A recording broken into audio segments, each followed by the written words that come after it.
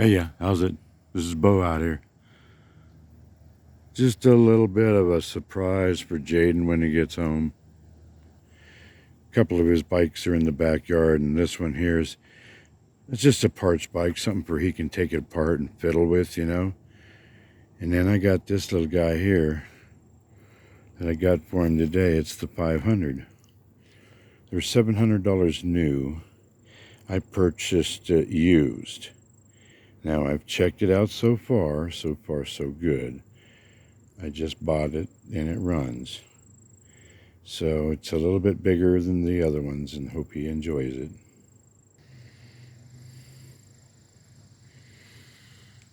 Yep, it's battery operated.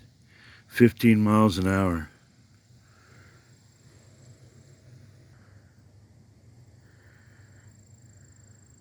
The wheels are bigger. It's pretty exciting, yeah.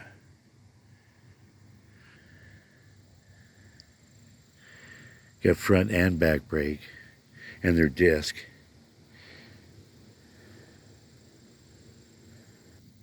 The bike needs to be cleaned up a little bit. Shocks on the front, that's a first. The other bikes don't have it. What's that there? Must be a little light. Yep, sure enough.